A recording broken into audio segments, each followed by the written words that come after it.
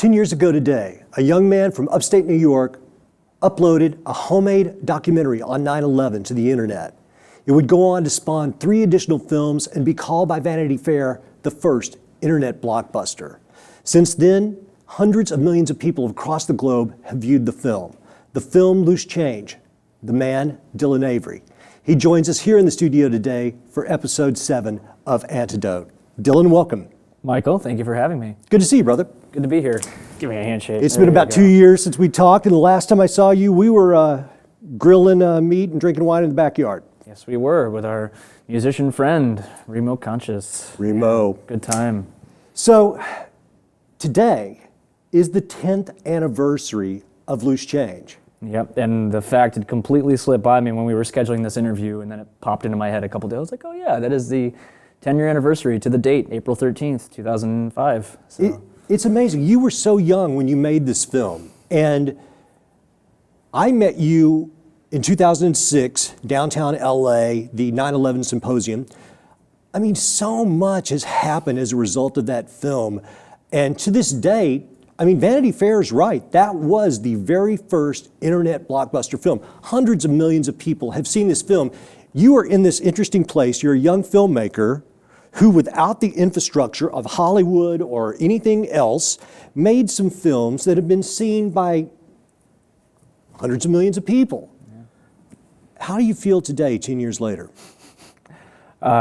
Still coming to grips with everything that happened. Yeah, it's crazy, man. I mean, I was just waiting tables, working on this little film because I got tired of trying to explain my point of view to people, and it was just, the film had obviously had a long, twisted genesis leading up to its release in 2005, but, it was always about just kind of making a film to express my beliefs. I mean, yeah, I wanted people to see it, and I had lofty goals, but I mean, I never expected the outcome that I got, or at least I never expected it to actually happen. So it was interesting, because that first edition, it kind of like it had a relative success. It was released on the torrents, there was DVDs, there was no Google Video or YouTube, so it was pretty much just kind of like the bare bones underground distribution of torrents and DVDs, burn copies, things like that. But the second edition came out right around the same time that Google Video was kind of entering the mainstream, and a lot of people were paying attention to it. And it's funny because when I was in the process of wrapping up the second edition, I was at my mom's house. I was walking out the door, and there was this guy, Chester, that was renting a room in my mom's house, and he was like, hey, Google's got this new video sharing service. You should check it out. You can like upload like full-length movies and people can watch them for free. And I blew him off, and I didn't not blew him off, but I kind of poo-pooed the idea. I was like, yeah, but no one's going to want to sit and watch a hour-long film for free on the internet, and I was very wrong about that because Google Video was the main reason we went viral. So it was interesting to kind of see the confluence of technologies, and we kind of hit the scene the same time as Google Video, so we ended up pretty much being #1 on Google Video for a month straight, going so far as to beat Stephen Colbert's White House correspondence speech. I don't know if you remember that in 2006. Pretty much blasted everyone in the room. That was stunning. Those were heady days because you went from being this young guy making this documentary to, over a matter of just a couple of years, you were on every cable news channel pretty much. You were in all the major publications. You had this extremely controversial film. I mean, those were heady days. Those were big days. Well, it was really 2006. I mean, that was the snowball. I mean, from start to finish, it was just like, build up, peak, down the hill. Because, Loose Change second edition came out December 2005. It kind of had those first months where people were still finding out about it. I think Air America was our first big pitch, or our first big interview. Not even an interview, just a review of it. I can't remember the guy's name, but this guy Jesse Richard, who ran this company, TV News Lies in Brooklyn, who actually helped get the first edition off the ground and like put in a lot of pre-orders. Jesse Richard, if he's watching or listening, I need to give you a call. But he gave a copy to this guy at Air America. I think I want to say R.L. Malloy or something like that. It's been a long time, but we had the quote right up on the front page as soon as he gave a review. It's like, this is the 9/11 film Michael Moore should have made. And to me, that was kind of like a nice little bit of it was a nice bit of, for some reason the word is escaped, vindication. I felt Yes. vindicated because when Fahrenheit 9/11 hit the theaters and everyone was making such a big stink about the Bush at Booker footage, you know, oh, how could he sit at that school for so long? And oh, Michael Moore dug up this exclusive footage. It's like, no, we've had that footage for years. It was on the internet in 2002. We were making a big stink out of it. And then suddenly Michael Moore puts it in his film and suddenly it's a big deal. So that pull quote was kind of nice because I was like, all right, yeah, cool. Thank you. Appreciate that, man. So Air America happened, and then it just kind of snowballed. I mean, like it's like you can pinpoint certain events and interviews, and like we went here and we did this, we went to this screening, but it all just happened so fast. I mean, I'm trying to figure out the best window to describe the change, but it happened very fast. Well, witnessing it as a person who met you and became friends with you, and I appreciated the work. And ladies and gentlemen, if you've never seen these videos, you should check them out because it was a bit of a watershed moment for the internet because a young guy makes a video, a documentary at home, and it blows up that big. And I mean, at one point, I remember when you guys were out here in LA, there was talk that Mark Cuban's company Magnolia there might be a theatrical release. That didn't end up happening, but still, I mean, you came from working in restaurants to being a much heralded young and up and coming filmmaker. And not to belabor the point, but what we're really here to talk about today is the new film, which is Black and Blue. And you know, I remember you telling me a couple of years ago that this was going to be your next topic, and I think at the time I was thinking, wow, you know, Dylan could really go so many places and do so many topics, but police brutality, it's, my God, when I look back at it now and you said this is what you were going to do, it's so prescient because, I mean, just this past week alone, we had 2 incidents. I mean, but you know what? It's every day now. It's every day. It's I literally can't even keep every up. day now. I can't even keep up. I have people just sending me articles and links and headlines, and I'm just like, oh, it's loose change all over again. Where some 9/11 thing would happen, and you know I would know about it more times than I'd even need to know about it, just because so many people are sending me links and posting on my wall and articles and this and that. And it's the exact same thing with Black and Blue now, where it's like there's a shooting and someone's like, yo, have you heard about the shooting? It's like, yeah, I've already watched the video more times than I care to. Well, we do have a clip, so we're going to run that. But first of all, I have to say, I remember also when you told me the name, I was like, hell yeah, that is a great name for this film. Ladies and gentlemen, we're going to see right now a teaser from Dylan Avery's documentary that he's working on right now. It's called Black and Blue. Orioles information received that 2 male Negroes on motorbikes with walkie-talkies in the vicinity of 5900 block South Avalon. 2 male Negroes with walkie-talkies, 5900 block South Avalon. And so that time period right there is a very critical period looking back at Watts. And here we are in the year 2014, okay? Talking about Michael Brown here a couple days ago. I mean, has anything really changed? So law enforcement is one of those things where we need to humble ourselves, okay? Cops. They need to realize that they are serving the people. It's not about they got a badge, that they got a gun, or that they can put you in jail and there's nothing you can do about it, okay? That is what they would love for you to believe, that they can dominate you. There's a war going on in the streets, a war too heavy even for the police.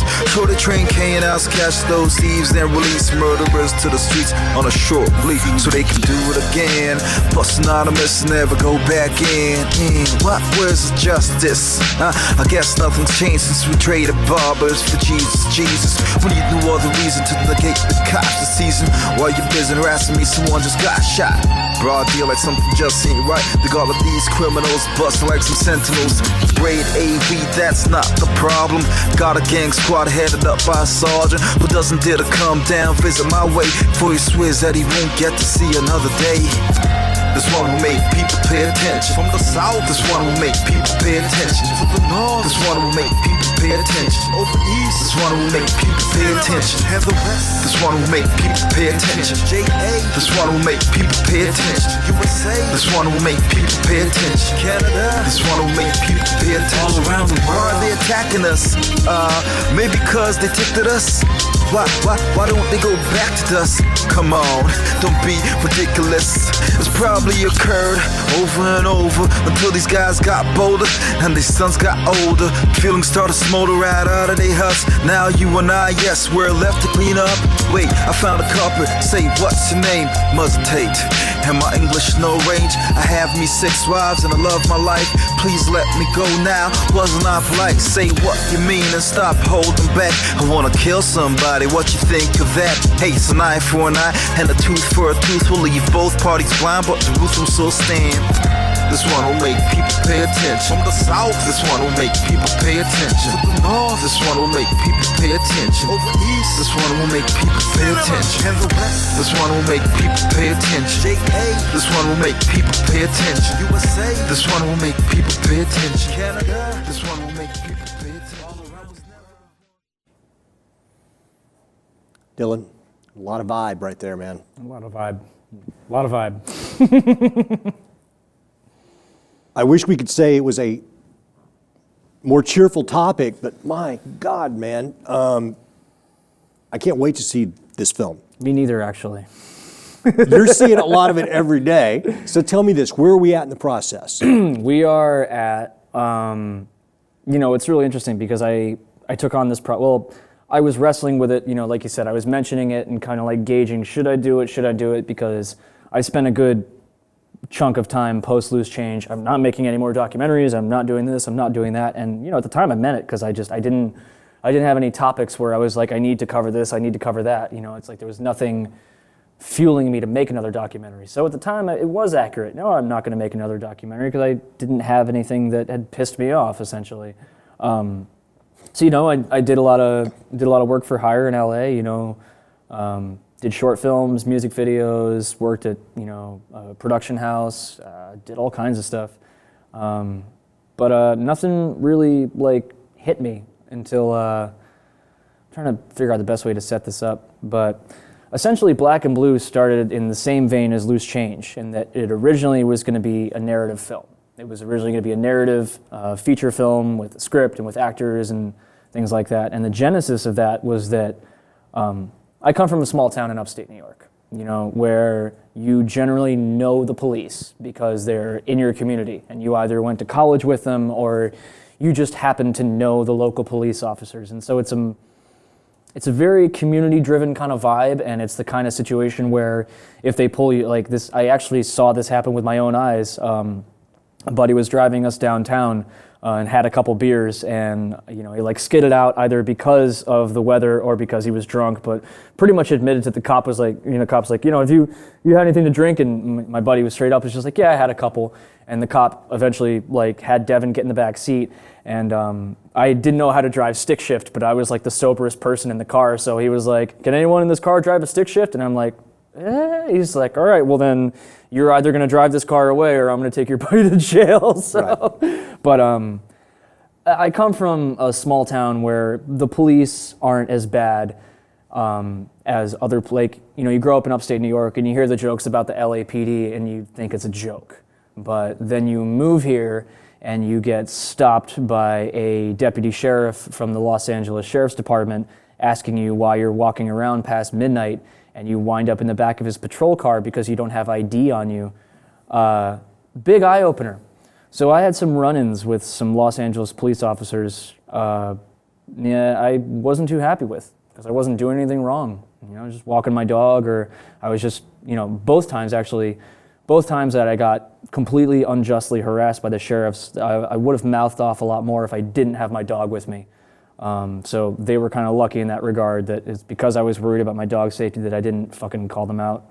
But essentially, I started writing a script, and that was kind of the genesis of the title, Black and Blue, is that, it meant a lot of things to me because You know, it's obviously it's the color of bruises, but it's also like it just worked for me. You know, it's like this is a good title for this. And essentially, the gist of the film was these three kids who had all been wronged by the police in one way or another, essentially decide to kidnap a cop and put him through the same thing that they were put through. And of course, you know, spirals into this whole like big local conspiracy and this and that. But I don't know. I couldn't get past Act 1. Every time I tried to write the script, I just couldn't find that drive to get me through Act 2 and into a decent Act 3.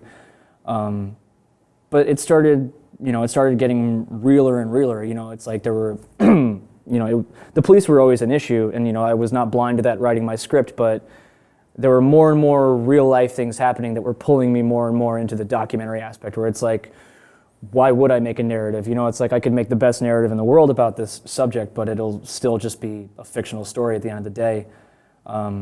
And so, you know, I struggled with it for a bit. And then, I remember what the exact impetus was, but it was like late 2013 where I was like getting ready to go into it and tackle this project. And then January 2014, I had to go out to the East Coast because Corey moved out to California, my best friend and producer of Loose Change. So flew out to Upstate New York. We drove back across the country together. All found a place in Long Beach, me, Corey, and my lady Victoria.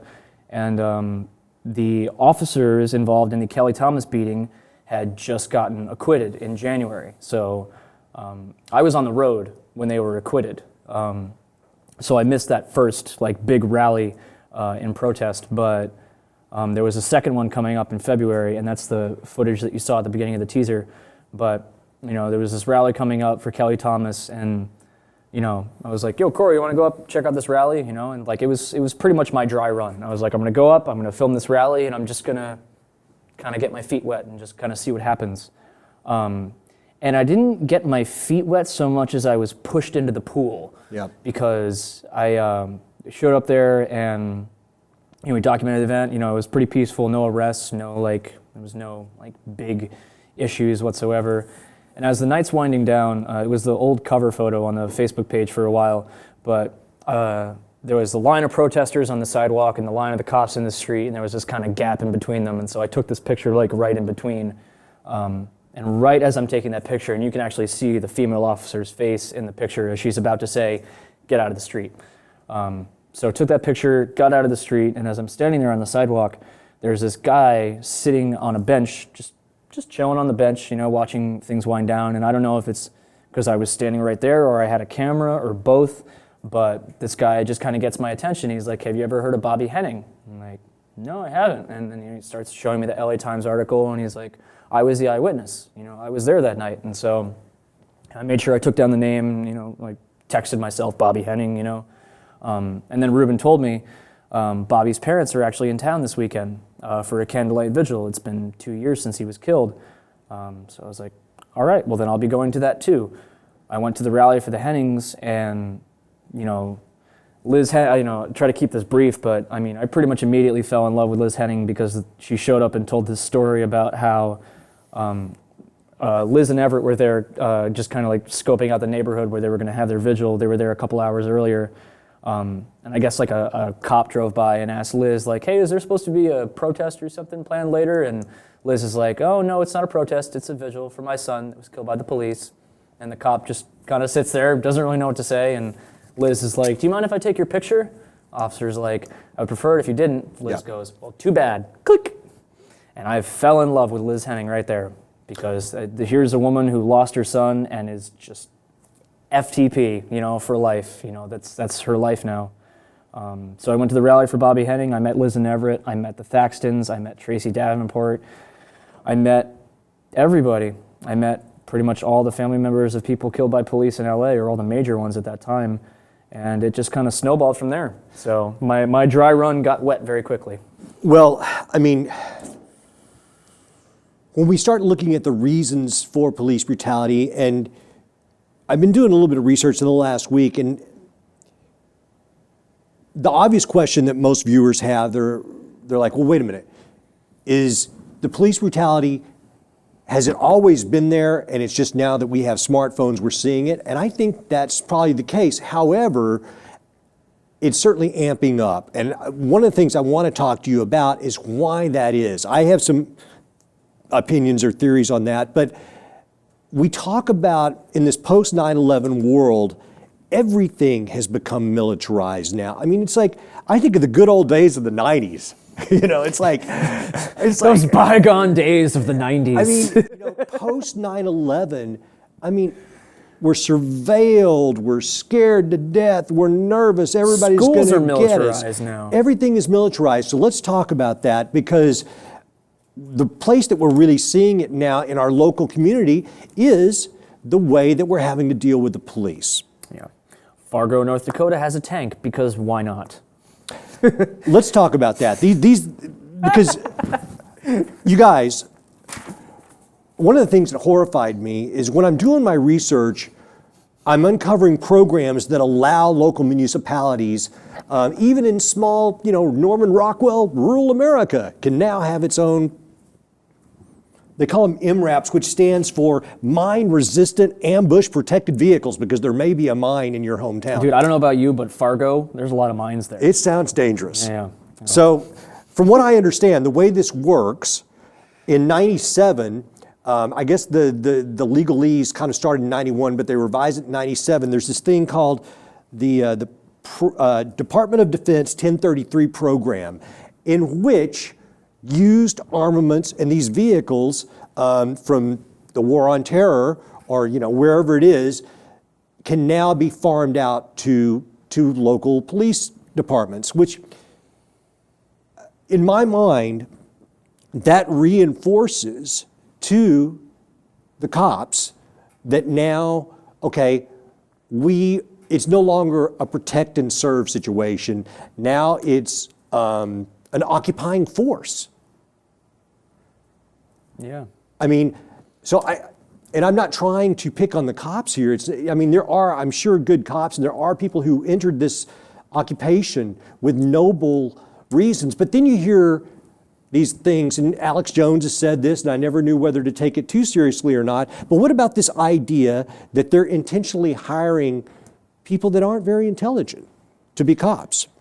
Well, I mean, that's true. I mean, it's, you know, it all harkens back to that classic ABC article from like 2000 where a guy was literally turned down from being a police officer because his IQ was too hard, and the rationale given at the time was that was too high. A person with a higher IQ might be bored with paperwork and, you know, following orders all the time. Again, I'm, you know, paraphrasing here, but that was the gist of the article, was that, like, yeah, we have to kind of aim for the middle when it comes to people that want to be police officers. Which I understand to a degree. You know, like the teaser opened up with Alex Salazar, the ex-LAPD cop who's kind of become my protagonist of sorts in this film. He entered the force with good intentions. You know, he entered the force because he wanted to be that good cop. And he got beat up trying to stop a robbery. He wasn't even on duty. He was just trying to stop a robbery. And that, you know, that happened to him 2 years into the force, and then he had to spend the next 7 years on the force trying to get over that and dealing with the PTSD, and it was not fun for him, from what I can gather.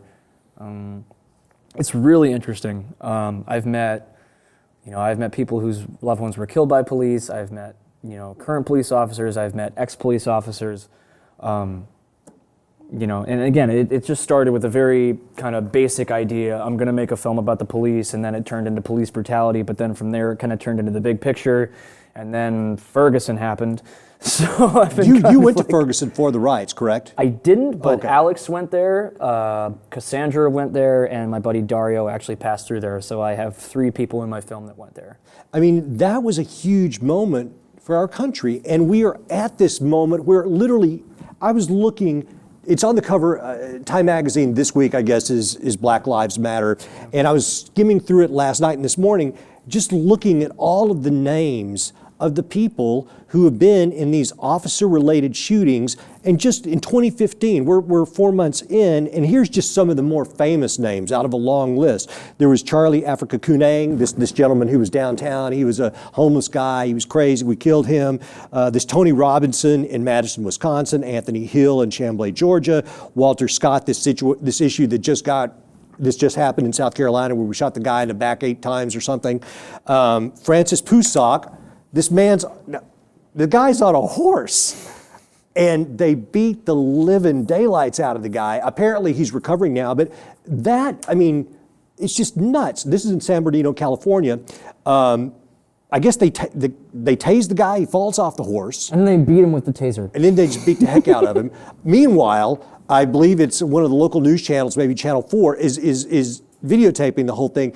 It's just, we've gone completely off the rails here because I would think that a police department, I understand you're pumped with adrenaline, you're in the chase, you want to apprehend this suspect who's been evading you, but my goodness, once you've tased them and you've handcuffed them, do you need you and 8 other guys to just continue to beat the heck out of the guy while the police copters are, it's, at what point does the police department, all United States police departments have to look at themselves and say, listen, we're going to have to restrain ourselves a bit. That kind of behavior, openly beating a suspect with helicopters overhead, it's like a weird mix of hubris and arrogance, It's Absolutely.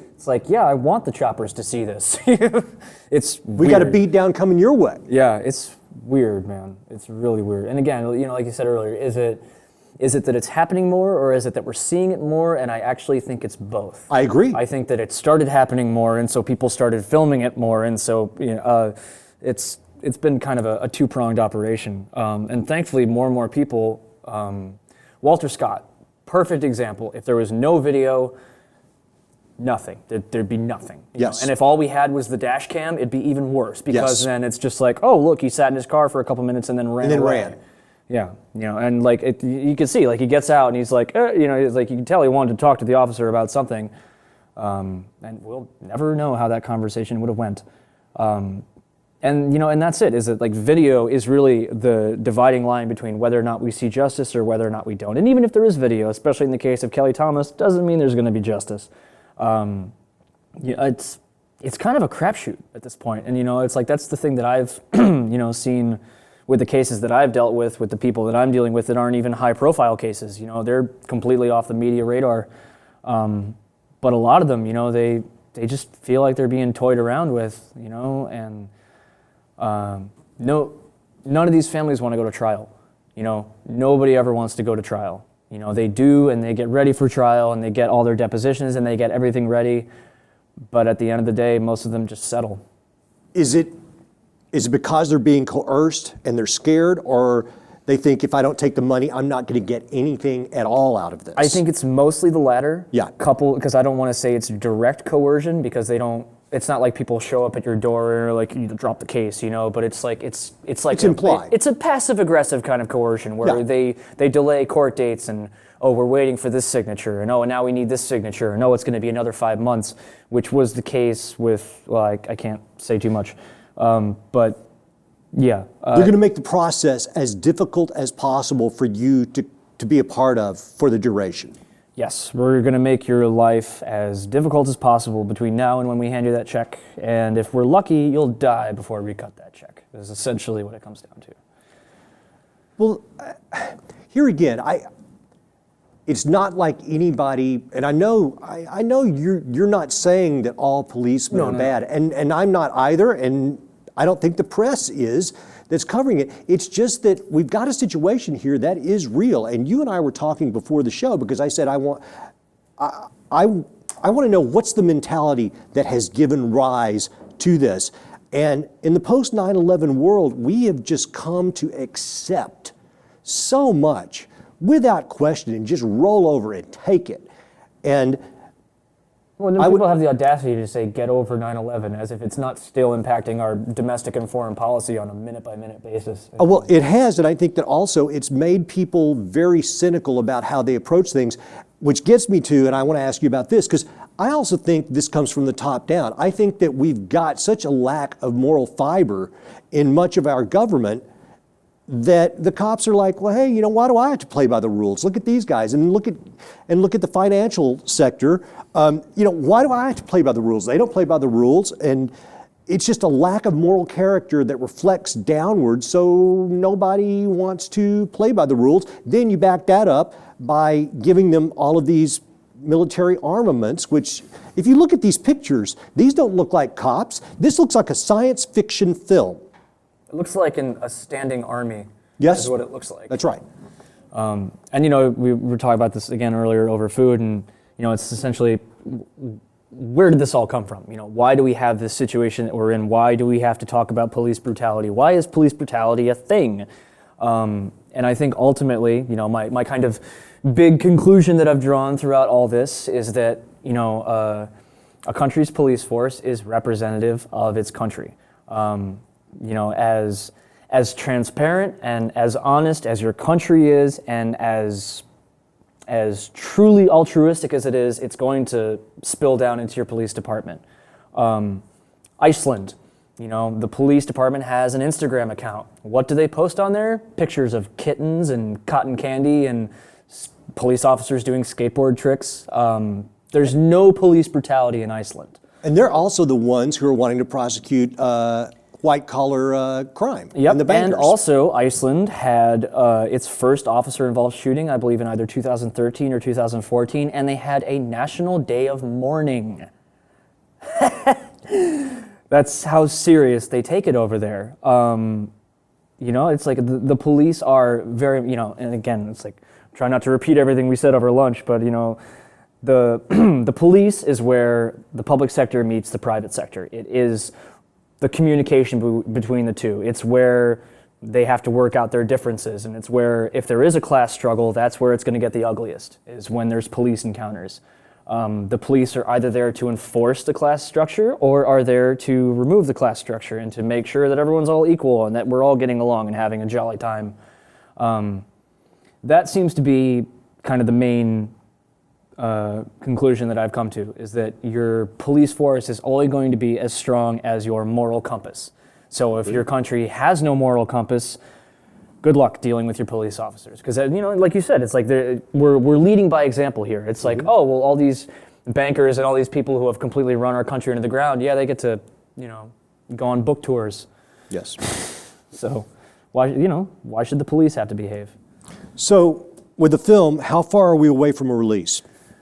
Whew. Well, I haven't really started real editing. I've pieced a couple things together here and there, and I'm really glad that I haven't, because again, Ferguson changed the game, because Yes. I had been filming for 5-6 months, and I was just kind of chasing down every lead that I could. I was putting out interview requests to pretty much anyone that talked about police brutality. I was just casting the widest net possible and just kind of see who responded. So, I spent those first 5 or 6 months just kind of chasing down leads and interviewing people and, LA people that I had met, etc. So when Ferguson happened, it kind of I don't want to say it focused me, but it gave me a main watershed moment in the film where it's all right, well, I know for a fact now that I'm going to build up to Ferguson. But at the same time, I don't want it to turn into a film about Ferguson, because that's not what it started as, and that's not what I want it to end as. So thankfully, I have these characters that went to Ferguson and passed through there, and I'm thankfully covering Ferguson more in the light of, hey, here's these people that I met, and then Ferguson happened, and then they went there, as opposed to, I met these people because of Ferguson or whatever. So that, I don't know, because it's gone through various stages, and I was I thought I knew all the people that were going to be in the film, and then I thought I did, and it's kind of shifted, and a lot of the same people are going to be in it, but Well, unfortunately, you're getting additional content daily. well, dude, that's it. With Walter Scott, I'm should I cover Walter Scott? Should I go interview Cheryl Dorsey and have her talk about Walter Scott? I mean, I don't know at this point. I don't need I know, looking back through filming, and especially with this last East Coast trip I did DC, I know I got some good material in there, and I know that that's going to be a big moment in the film. And in fact, the DC trip is probably going to be, I'd say, about halfway, 2/3 into the film, if I had to guess. Because a lot of my cases are starting to wrap up. I was just talking to someone in Massachusetts today. His court case is still locked in for the 5th, and meantime, he's trying to settle with some outside parties, and if he gets his settlement, he's going to fly me out there. But right now, I'm pretty much waiting for some cases to wrap up, waiting to see how the stories are going to end. And next month, I start kind of major editing because, this is the loose change month, so I'm spending the month kind of dealing with that. And also, I got some freelance gigs to do to kind of save up some cash. So April's kind of a work / catch up / clear the plate month so that May I can just kind of dive in and chain myself to my desk. Understood. With festival release next year is the goal. To answer your question, I'm hoping for a big festival debut if I'm lucky. It'll happen. It's not wood, it's glass, but because with Loose Change, I mean, you made that by yourself. You're using what's the word I'm looking for? Not found footage, but where you can use existing material. What's the legal term for that? Fair use. Fair use. Okay. Yeah. So that film, it's entirely different. Yeah. That film at that time, I mean, you did it in your home, Final Cut, the computer, you made the whole thing. And the content, of course, was controversial. Like we mentioned before, at one point it looked like you might get a theatrical release. And then in Volume 4, 9/11 American Coup, that is now on, is it still on Netflix and Hulu? It's still on Hulu. We're not on Netflix right now because our distributor went bankrupt. Okay. So we're kind of trying to rebuild that bridge, and that's another reason I'm working on like American Coup HD this month, so we can hopefully kind of get those back up. People keep asking us like, when's it going to be back on Netflix? It's like, ask Netflix to tell them that you want it back. Well, my point, the reason I bring that up is, what is your vision for this film? Because again, it's a touchy subject. So do you want to get a large distributor for it? I mean, what do you want for Black and Blue ultimately, besides for people to see it? Yeah, I want to make a really good film. Right on. And I've had kind of practice, and Buzzkill, the coffee film that nobody saw, the shirt that I still have that I was almost going to wear, but decided against it. I totally forgot where I was going. Oh yeah, Buzzkill was kind of like, it was practice in like actually shooting a documentary, because like Loose Change, all that stuff, I shot interviews and things like that, but it wasn't, I had never really created a documentary from the ground up from everything that I had shot. So Buzzkill was my first attempt at, making a documentary, all of my own material and, no stock footage and nothing like that. It was my first time going out, scheduling interviews, things like that. And then editing the documentary that you may be covering in the near future. Yes. That was actually really good practice because, there was tons of interviews, tons of footage in the field. I learned a lot editing that film, and it kind of gave me some, not guidance, but it's like it allowed me to see another film of that nature in its raw, unedited form before I dove in and started editing mine together. And I'm really glad that I haven't edited anything with Black and Blue because so many things have already changed over the course of a year and a couple months. That and it continues to unfold. There's probably a good chunk of footage that would either have been thrown out or just deleted scenes. And I mean, that's already going to be the case. And in fact, George Thompson, one of the guys out in Massachusetts in my film, very early on, he's like, man, you might have to make a miniseries instead of a film. And I mean, yeah, ha ha ha, but I may have to make a miniseries out of all the stuff that gets cut out. I don't know, but that's another reason why lately I've tried to really kind of not minimize my shooting, but it's like, all right, I've gotten all this material and I've gotten all this stuff that I don't even know if is going to be in the film. I have my characters, I have a bunch of threads that I've set up. So do I cover Walter Scott? Does it matter in the context of the finished film that I cover Walter Scott? I don't know. Should I go and interview Cheryl and get her talking about him just in case? Probably. Will Walter Scott end up in the film? Don't know. Because at this point I have so much footage and I know that I have like these big moments that I have to kind of like cut in between, but there's still a lot of unknown. And also I'm going to be working with like an actual composer for the first time because usually I edit to music, not the other way around. So it's going to be interesting to work with a composer. And the guy's great. He does like ambient stuff. He does like hip hop. I mean, he's a jack of all trades. Well, that's one of the trademarks of your films that, I mean, you're a young guy. I mean, I think that's one thing that people really dig about your work. I mean, you say you edit to music, and like, I totally get that. I mean, when I'm watching your film, when we were watching the clip just a second ago, that's why I said, wow, there's so much vibe there. Because when I was getting excited, even though it's depressing content, I was getting excited because it's real life, it's gritty. It's like, man, this is art that's happening right now, and it is real. Which brings me to my next point.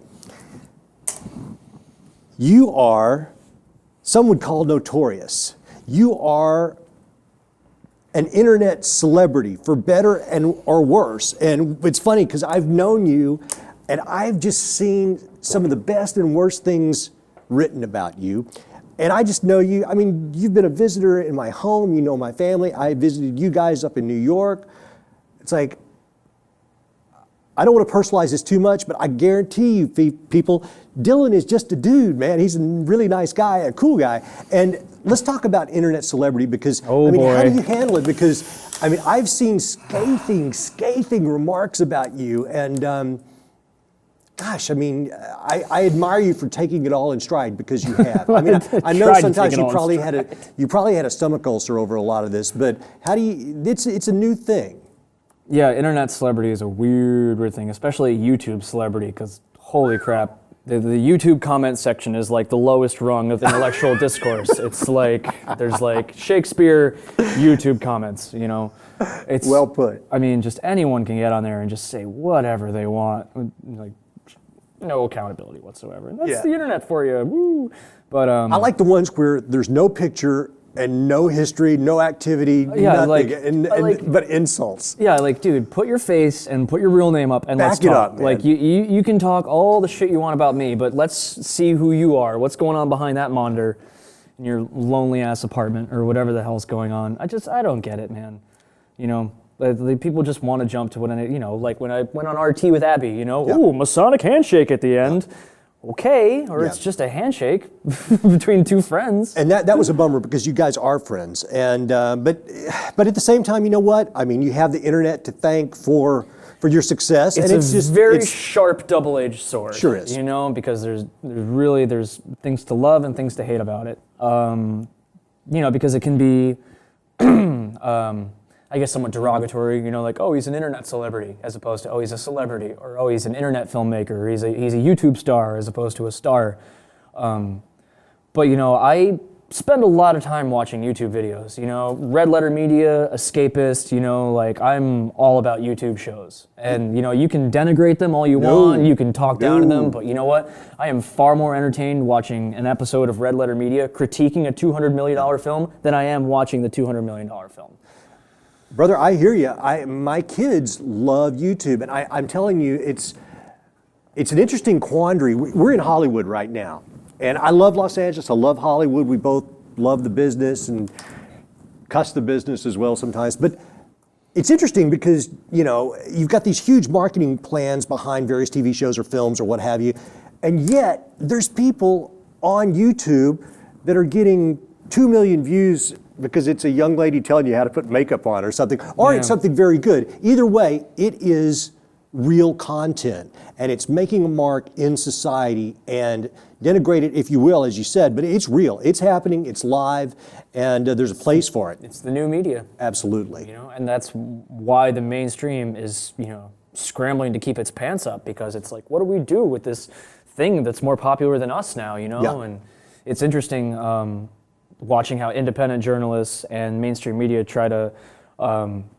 not intersect per se, but like, I don't know if you paid attention to like Cassandra Fairbanks or Cass Rules is her name, the Dancing Man thing, you know, there was like the guy that was like being fat shamed online, and they like pretty much threw a giant fundraiser, and they're gonna fly him out to LA and throw a giant dance party for him. So I'm watching Cassandra, who's, you know, in Black and Blue. I'm watching her like talk about like, oh, you know, CNN is hitting me up about Dancing Man, and I'm pretty much telling them to F off. And, you know, it's just funny because, you know, the mainstream is now going to the independent press for stories and for leads, and like, hey, we want to come to the Dancing Man party. And like now the independent media is shutting out the mainstream media. It used to be the other way around. Right. So it's really interesting to see that, how, you know, Cass is like, no, CNN, bye. I don't need you here. We can move faster, ladies and gentlemen. My name is Michael Parker. This has been Antidote. My good buddy, Dylan Avery. Brother, it's good to see you. I wish you continued success. I can't wait to see Black and Blue. I know it's going to be good. Next week, we've got another film that Dylan is a co-executive producer? Co-producer? I mainly edited it, and then right before release, I got promoted to co-producer. Okay. Because I kind of helped bring the film. Well, next week, the film that we're going to be talking about is A Field Full of Secrets. And like I said, this is another thing that Dylan has a hand in. I'm looking forward to it. I've watched the film. It's quite amusing and very interesting. So Charlie Maxwell, who is the director and I guess primary character in the documentary, he will be joining us. So, ladies and gentlemen, if you like what we do, please subscribe to Lip TV on YouTube and Lip TV 2. Share our videos if you like. We appreciate that. My page on Facebook is We Are Antidote. I'm also on Twitter, Michael Parker LA or Antidote Show. Dylan, hit them with some URLs. How can they follow up on you and Black and Blue? My official page, IamDylanAvery.com. That's where I've got all my music videos and shorts and little things I've done throughout the years to pay the bills. Facebook.com/blackandbluefilm. I don't really have an official site right now because the film's not done. Loosechange911.com. Yeah. If you haven't watched it, watch it. Ladies and gentlemen, we're going to get out of here. My name is Michael Parker. This has been Antidote. Remember, till next week, we are the Antidote.